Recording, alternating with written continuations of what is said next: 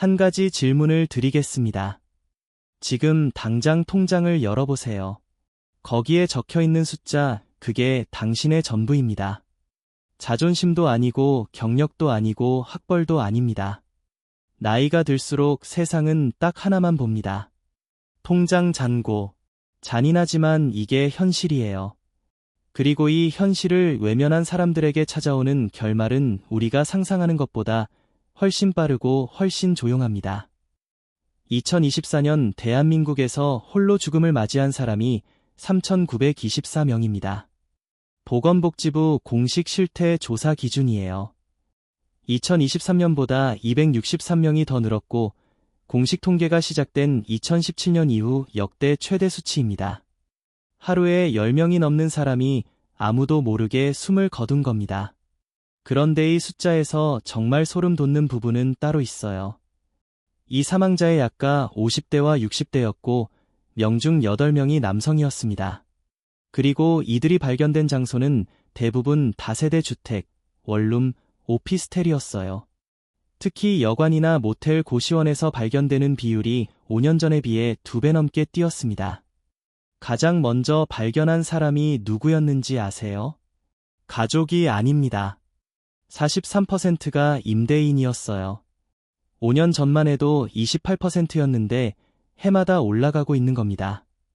반면 가족이 발견한 비율은 35%에서 27%로 떨어졌어요. 죽어서야 발견되는데 그 발견마저도 가족이 아니라는 거. 이게 돈 없이 늙어간 사람의 마지막 장면입니다. 이 이야기는 멀라의 이야기가 아니에요. 지금 이 순간에도 대한민국 어딘가에서 벌어지고 있는 일이고 누구에게나 일어날 수 있는 일입니다. 오늘은 돈 없이 늙어간다는 것이 실제로 사람을 어떻게 무너뜨리는지 그 과정을 처음부터 끝까지 따라가 보겠습니다. 사람이 무너지는 데는 순서가 있습니다. 갑자기 바닥으로 추락하는 게 아니에요. 천천히 아주 천천히 내려가는 거예요. 그래서 본인도 모릅니다. 내가 지금 내려가고 있다는 걸 40대를 생각해 보겠습니다. 이 시기에 대부분의 사람들은 자기가 괜찮다고 생각합니다.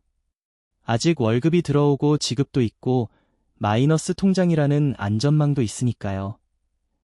2025년 가계 금융복지조사를 보면 50대 가구의 평균 순자산이 약 5억 5천만 원 정도 됩니다. 숫자만 보면 꽤 많아 보이죠. 근데 여기서 함정이 하나 있어요. 이 자산의 76%가 부동산에 묶여 있다는 겁니다. 아파트, 상가, 오피스텔 전부 팔지 않으면 쓸 수 없는 돈이에요. 실제로 당장 현금화할 수 있는 금융자산의 중앙값은 8,100만 원에 불과합니다. 5억이 있는 것 같은데 쓸 수 있는 돈은 8천만 원. 이게 40대 후반에서 50대 전체 한국인의 진짜 재정 상태입니다. 비유를 하나 해볼게요. 사막 한가운데 서 있는데 얼음으로 된 집이 있어요. 거대하고 멋진 집이에요. 근데 목이 마릅니다. 이 얼음을 녹여서 마시면 집이 무너지고 안 마시면 갈증으로 쓰러지는 거예요. 한국의 50대가 정확히 이 상황입니다. 자산은 있는데 현금이 없어요. 집은 있는데 마실 물이 없는 겁니다. 강남 아파트를 가지고 있어도 그걸 1분만 잘라서 현금화할 수는 없잖아요. 팔려면 전부 팔아야 하고 전부 팔면 살 곳이 없어지는 거예요. 그런데도 40대는 괜찮다고 믿습니다. 왜냐면 아직 월급이 들어오니까요. 월급이라는 수도꼭지가 열려있는 한 사막 위의 얼음집은 문제가 되지 않아요. 매달 25일이면 통장에 돈이 꽂히니까 부동산 대출 이자도 나가고 아이 학원비도 나가고 가끔 외식도 하면서 살아갈 수 있는 거죠. 이게 정상이라고 느낍니다. 근데 이 정상이라는 감각, 이게 가장 위험한 겁니다. 왜냐면 이 정상 상태가 월급 하나에 완전히 의존하고 있거든요. 월급이 끊기는 순간 정상이었던 모든 것이 한꺼번에 비정상이 됩니다. 문제는 이 수도꼭지가 언제 잠기느냐인 건데 대부분의 사람들은 그 시기를 너무 낙관적으로 봅니다. 나는 60까지는 일하겠지 아니면 55까지는 버티겠지. 근데 현실은 다릅니다. 2025년 기준 주된 일자리에서의 평균 퇴직 연령은 52.9세입니다. 9세입니다. 법적 정년이 60세인데 실제로는 53세도 안 되어서 밀려나는 거예요. 최근 몇 년 사이 대기업들이 잇따라 희망퇴직을 실시하고 있어요. 현대모비스 현대위아가 희망퇴직을 진행했고 롯데칠성금료는 창립 75년 만에 처음으로 희망퇴직을 실시했습니다. 50대 초반에 회사를 나오는 사람이 예외가 아니라 일상이 된 시대입니다. 어제까지 부장이었던 사람이 오늘부터 무직자가 되는 거예요. 명함에서 직함이 사라지는 순간 세상이 나를 바라보는 시선이 달라집니다. 그런데 여기서 진짜 무서운 건 직장을 떠나는 순간과 연금을 받는 순간 사이에 거대한 공백이 있다는 겁니다. 이걸 소득 크레바스라고 부릅니다. 크레바스 빙하 위에 갈라진 틈이요. 밖에서 보면 평평한 눈밭인데 한 발짝 내딛는 순간 수십 미 아래로 추락하는 그 틈, 53세에 퇴직하고 65세에 연금을 받는다고 치면 그 사이 12년입니다. 12년 동안 아무 소득 없이 버텨야 해요. 이 12년이 사람을 무너뜨립니다. 보험개발원이 발표한 2025년 은퇴시장 리포트에 따르면 40에서 50대 90% 이상이 노후 준비의 필요성을 느끼고 있지만 실제로 준비가 되어 있다고 답한 사람은 37%에 불과했습니다. 10명 중 6명은 필요하다는 건 아는데 아무것도 하고 있지 않은 거예요. 이게 40대의 가장 위험한 착각입니다. 알고 있다는 것과 준비하고 있다는 것 사이에 놓인 거대한 간극 틈으로 미래가 빠져나가고 있다는 걸 모르는 거죠. 그리고 50대가 옵니다. 50대가 되면 세 가지가 동시에 일어납니다. 첫째, 소득이 줄기 시작합니다. 둘째, 지출은 오히려 늘어납니다. 셋째, 이 아래에서 돈을 요구하는 사람들이 생깁니다. 흔히 샌드위치 세대라고 하죠. 위로는 부모님의 병원비, 아래로는 자녀의 취업 준비과 생활비, 그 사이에 끼어서 짓눌리는 겁니다. 통계청 자료를 보면 소득은 평균적으로 42세에 정점을 찍고 이후 지속적으로 감소합니다. 그리고 60세부터는 소비가 소득을 넘어서는 적자 구간에 진입해요. 그러니까 50대는 소득이 내리막을 타기 시작하는데 부모와 자녀를 동시에 부양해야 하는 인생에서 재정적으로 가장 위험한 시기인 겁니다. 근데 정작 이 시기를 위험하게 만드는 건 돈이 부족해서가 아니에요. 부족한 돈을 한 번에 만회하려는 조급함 때문입니다. 끝이 보이기 시작하면 사람은 달라져요. 마지막으로 뭔가 해보자는 심리가 작동하거든요. 투자에 무리를 하고 사업에 무리를 하고 정보에 무리를 해요. 퇴직금 받자마자 치킨집을 열거나 누군가의 권유로 낯선 투자에 목돈을 넣는 일이 이 시기에 집중됩니다.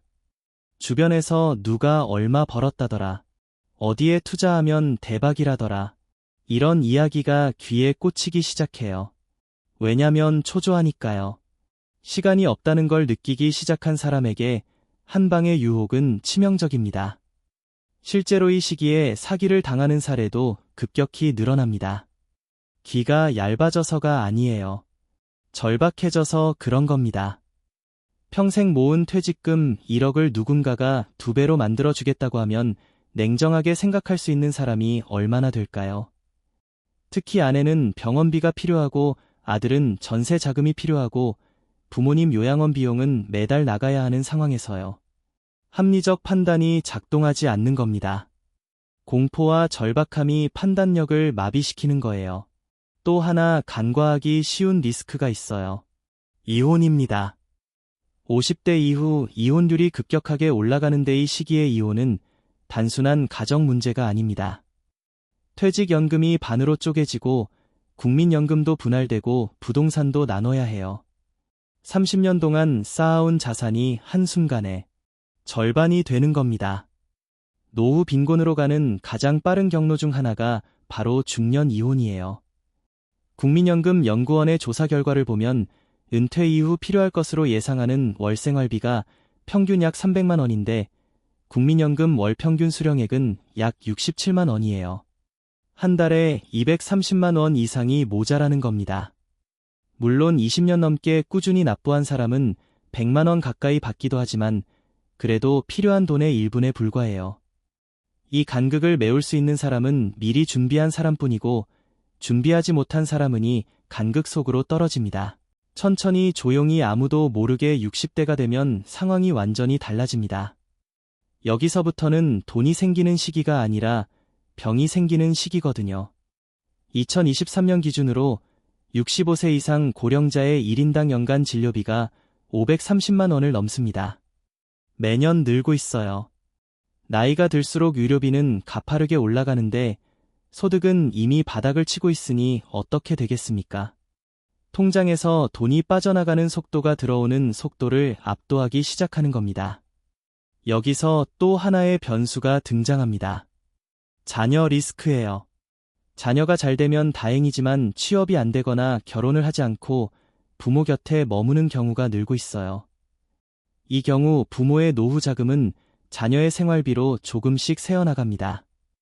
더 무서운 건 자녀가 사회생활을 시작한 이후에도 부모의 재산에 눈독을 들이는 경우가 적지 않다는 겁니다. 효도의 목적이 생기는 순간이 오는 거예요. 그리고 이 시기에 가장 조심해야 할 것이 있습니다. 경조사비입니다. 한국 사회에서 경조사는 일종의 사회적 빚이에요. 젊었을 때 받은 것을 나이 들어 갚아야 하는 구조인데 60대가 넘어가면 주변에서 환갑, 칠순, 팔순이 쏟아집니다. 한 번에 10만 원, 20만 원 이게 쌓이면 한 달에 수십만 원이 그냥 나가는 겁니다.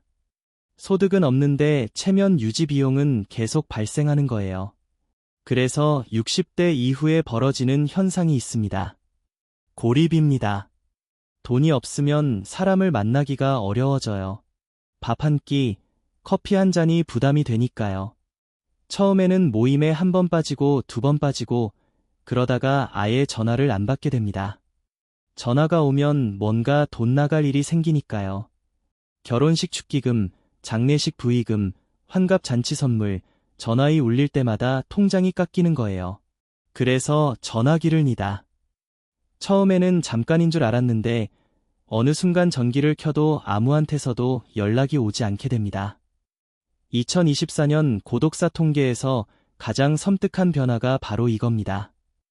고독사를 가족이 발견하는 비율이 5년 전 35%에서 27%로 떨어졌어요. 반면 임대인이 발견하는 비율은 28%에서 43%로 올랐습니다. 연락이 끊긴 게 아닙니다.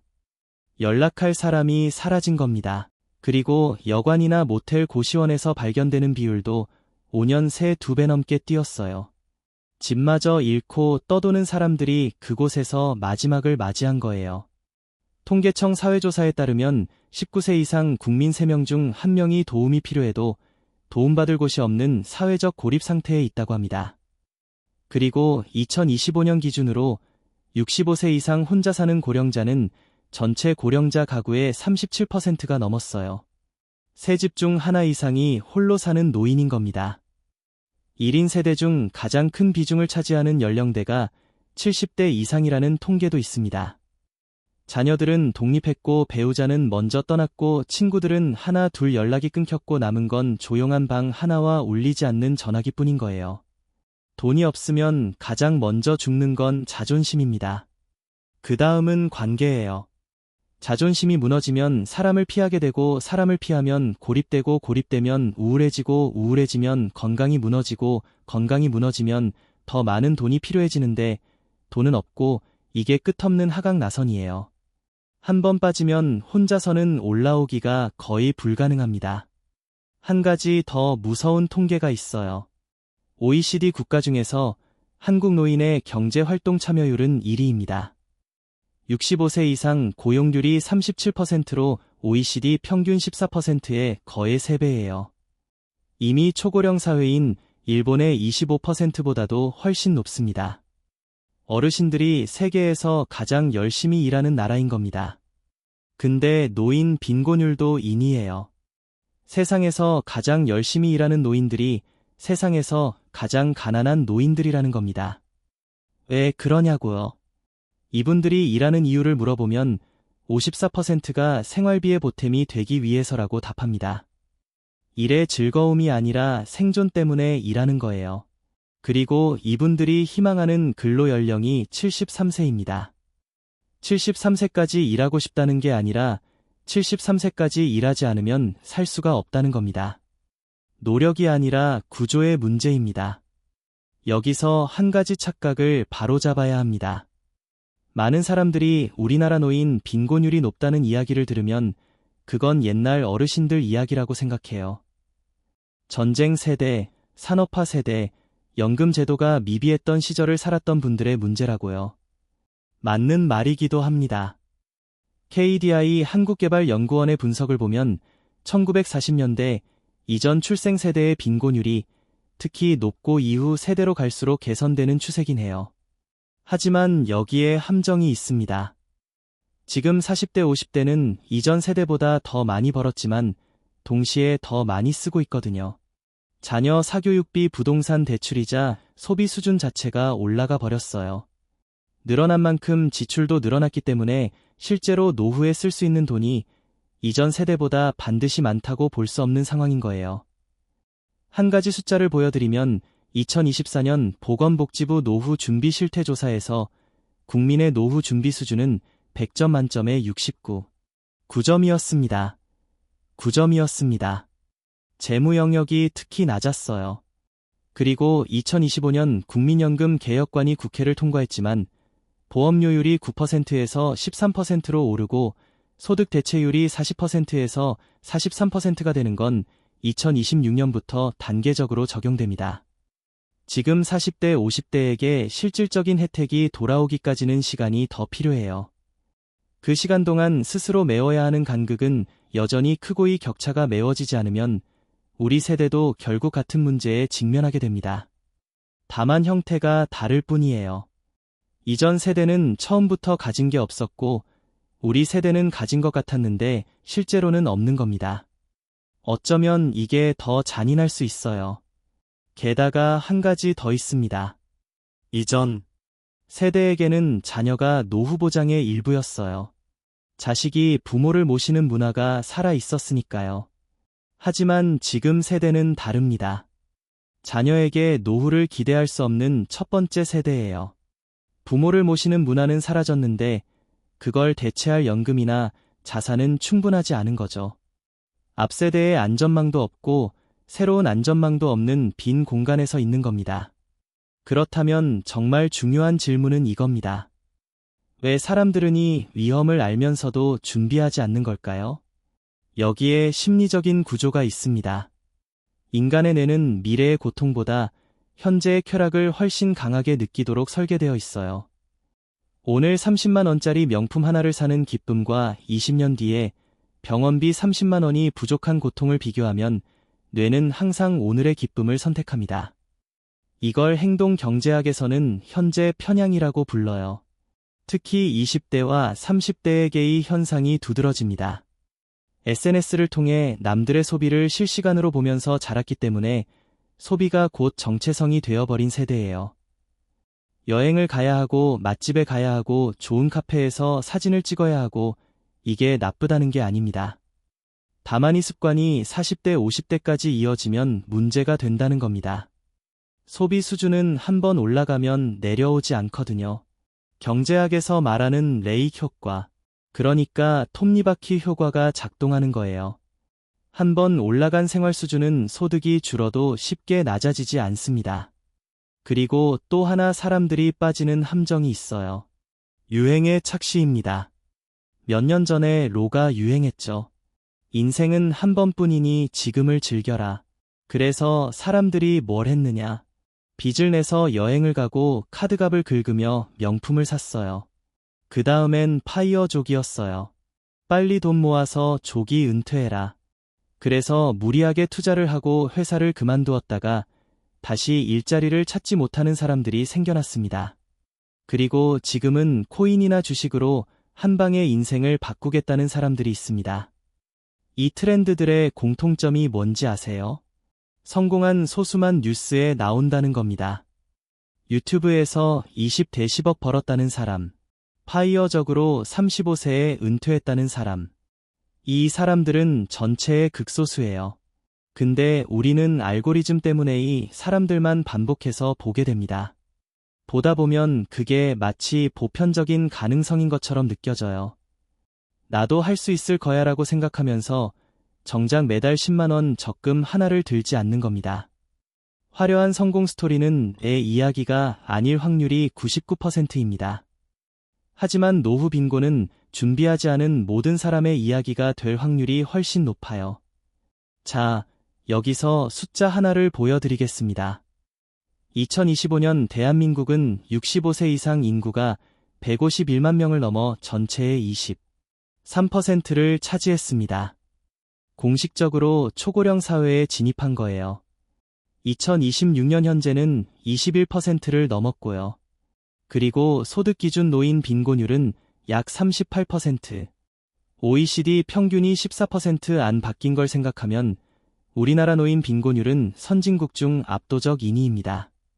경제 규모로는 세계 12건인 나라에서 노인 10명 중 4명 가까이가 빈곤하다는 겁니다. 이 숫자가 말해주는 건 명확해요. 우리나라는 돈을 버는 시스템은 만들었지만 나이든 후에 그 돈을 지키고 쓰는 시스템은 만들지 못한 거예요. 앞으로 이 비율은 계속 올라갑니다. 2036년에는 고령 인구가 30%, 2050년에는 40%를 넘을 것으로 전망되고 있어요. 이게 무슨 뜻이냐면 노인을 부양할 젊은 인구가 계속 줄어든다는 겁니다. 지금 받고 있는 기초연금, 노인 복지 혜택들이 지금 수준으로 유지된다는 보장이 없어요. 노인 연령 기준이 올라갈 수도 있고 혜택이 축소될 수도 있습니다. 당연하다고 생각했던 것들이 당연하지 않아지는 시대가 오고 있는 겁니다. 내 몸이 당연할 줄 알았는데 당연하지 않고 내 건강이 당연할 줄 알았는데 당연하지 않은 것처럼 국가의 지원도 마찬가지예요. 그리고 한 가지 더 직시해야 할 현실이 있습니다. 100세 시대라는 말을 많이 하잖아요. 하지만 실제로 100세를 넘기는 인구는 전체의 0.07%에 0.7%에 불과합니다. 그러니까 100세 시대라는 말은 평균 수명이 늘었다는 의미이지 내가 100세까지 산다는 보장은 전혀 아닌 거예요. 오히려 중요한 건 65세 이후의 기대 여명이 약 21년이라는 겁니다. 65세에 은퇴하면 86세까지 20년 넘게 소득 없이 살아야 한다는 뜻이에요. 근데 아까 말씀드렸죠. 실제 퇴직은 53세에 일어나고 연금은 65세부터 나옵니다. 53세부터 86세까지 33년입니다. 월급을 받는 기간보다 월급 없이 사는 기간이 더 긴 거예요. 이 33년을 버틸 돈이 있느냐 없느냐. 그게 노후의 전부를 결정합니다. 100세를 살 걱정을 하기 전에 내일 당장 70대에 병원에 입원했을 때 간병비를 낼 수 있는지를 먼저 생각해야 합니다. 그래서 결국 어떻게 해야 하느냐? 거창한 이야기를 하려는 게 아닙니다. 투자 비법을 알려드리는 것도 아니고 어떤 주식을 사라는 것도 아닙니다. 다만 하나만 기억하시면 됩니다. 노후는 선택이 아니라 이미 정해진 수순입니다. 사람들은 종종 이렇게 말해요. 미래는 모르겠고 지금이 중요하다고요. 틀린 말은 아닙니다. 다만 노후는 당신의 의사와 상관없이 이미 정해진 수순처럼 다가옵니다. 그리고 그때 당신의 통장에 들어있는 숫자가 당신이 어떤 노후를 사는지를 결정해요. 병원에서 치료를 받을 수 있는지, 따뜻한 밥을 먹을 수 있는지, 자녀에게 기대지 않고 살 수 있는지, 모임에 나가서 사람들과 웃으며 이야기할 수 있는지, 이 모든 것이 결국은 돈의 문제입니다. 잔인하지만 사실입니다. 돈이 인생의 전부는 아니지만 돈이 없으면 인생의 나머지도 지킬 수 없어요. 매달 10만 원이라도 20만 원이라도 괜찮습니다. 지금은 이 돈이 아무 의미 없어 보일 겁니다. 이걸로 뭘 하겠어라고 생각하실 수도 있어요. 하지만 20년 뒤에 매달 꼬박꼬박 나오는 그 작은 돈이 당신의 자존심을 지키고 관계를 지키고 건강을 지키는 마지막 보루가 됩니다. 누군가는 매달 10만 원 연금 때문에 병원에 갈 수 있고 누군가는 그 10만 원이 없어서 아픈 걸 참다가 큰 병이 됩니다. 지금은 같은 10만 원인데 20년 뒤에는 전혀 다른 무게를 갖게 되는 거예요. 그리고 하나 더 말씀드리고 싶은 게 있어요. 지금 당장 할 수 있는 가장 중요한 일은 당신의 자산 구조를 한번 들여다보는 겁니다. 내 자산 중에서 당장 현금화할 수 있는 돈이 얼마인지, 부동산에 묶여있는 돈은 얼마인지, 매달 나가는 고정 지출은 얼마인지, 이 세 가지 숫자만 정확히 알고 있어도 당신은 대다수의 사람보다 한 발 앞서 있는 겁니다. 왜냐면 대부분의 사람들은 이 숫자조차 모르고 살아가고 있거든요. 저는 가끔 이런 장면을 상상합니다. 70대의 어떤 남자가 병원 응급실에 실려옵니다. 의사가 검사를 하고 수술이 필요하다고 말합니다. 수술비가 얼마냐고 물어봤더니 300만 원이래요. 그 남자의 통장에는 80만 원이 있습니다. 자녀에게 전화를 합니다. 전화를 받은 아들이 말해요. 아버지, 지금 저도 형편이 어려워서요. 전화가 끊입니다. 그 남자는 수술을 안 받겠다고 합니다. 퇴원하겠다고 합니다. 아파도 참겠다고 합니다. 병원 복도를 걸어 나오면서 그 남자가 느끼는 감정이 뭘까요? 분노가 아닙니다. 수치심이에요. 내 몸 하나 건사하지 못하는 자신에 대한 그 무거운 수치심. 그게 돈 없이 늙는다는 겁니다. 지금 이 글을 보고 계신 분이 30대든 40대든 50대든 한 가지는 분명합니다. 오늘이 앞으로 남은 인생에서 가장 젊은 날이라는 거예요. 준비는 빠를수록 좋고 늦었다고 생각하는 그 순간이 그나마 가장 빠른 순간입니다. 돈 없이 늙으면 가장 먼저 죽는 건 몸이 아닙니다. 자존심이에요. 그리고 자존심이 죽으면 나머지는 시간 문제입니다. 누군가는 이 글을 듣고 당장 연금 저축 계좌를 열 수도 있고 누군가는 그냥 흘려보낼 수도 있어요. 그건 당신의 선택입니다. 하지만 한 가지만은 기억하세요. 지금 이 순간 당신에게는 아직 선택할 수 있는 시간이 남아 있다는 겁니다. 구독사로 발견된 3,924명에게는 그 시간이 더 이상 없었습니다. 부디 그 시간 문제가 당신의 이야기가 되지 않기를.